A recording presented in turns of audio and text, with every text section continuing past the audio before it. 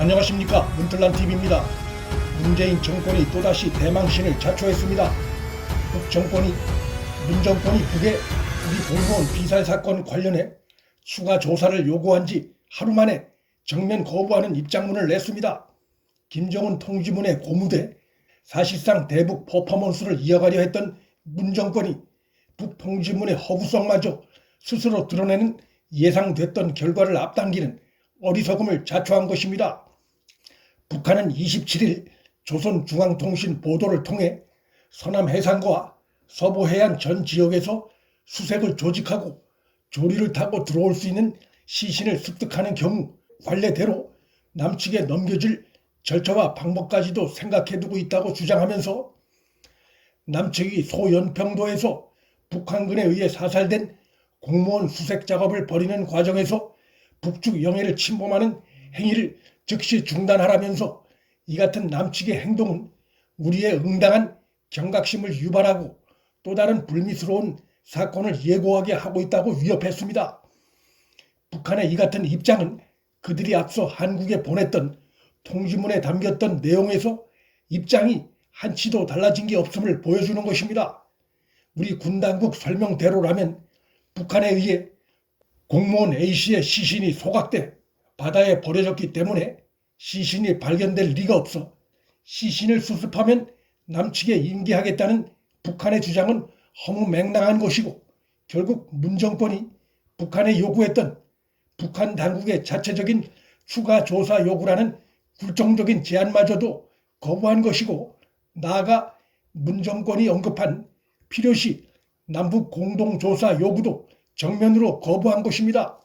아울러 북한 보도에 의하면 정부 당국이 서해 NLL 인근에서 대대적인 수색 작업을 뒤늦게 벌여왔다는 것으로 이는 시신이 소각돼 바다에 버려졌다는 정부 당국의 애처 설명과도 모순되는 행동이란 비판을 받을 수 있고, 나아가 공무원 A씨의 목숨이 경각에 달린 정작 위험한 시각엔 아무런 구명 노력 없이 방관하다가 뒤늦게 북한 통지문이 나오자 시신을 수습하겠다고 서해 바다를 뒤지고 있는 무책임한 거짓말 정권의 뒷북 행태를 드러낸 것입니다.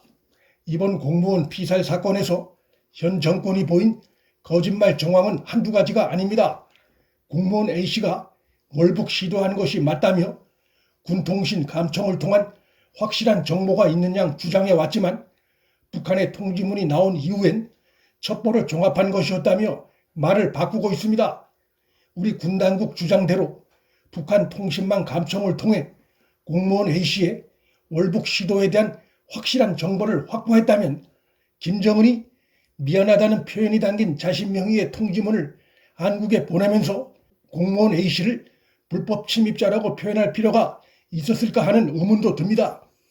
또한 정부 당국은 공무원 A씨가 NLL 이북 해역에서 최초 발견된 이후 피살되기까지 6시간 상황에 대해 상세히 들여다보고 있었던 것처럼 우리 국민이 피살된 상황의 엄중함을 인식하지 못한 채 마치 당국의 대북 정보력을 과시하는 듯한 주장을 해오다가 상황이 대통령 문재인 책임론으로 불이 번지자 여러 촉보를 판단하는 과정이었고 확실한 정보가 아니었기 때문에 공무원 피살 상황을 대통령에게 즉각 보고하지 않았다며 역시 말을 바꿨습니다.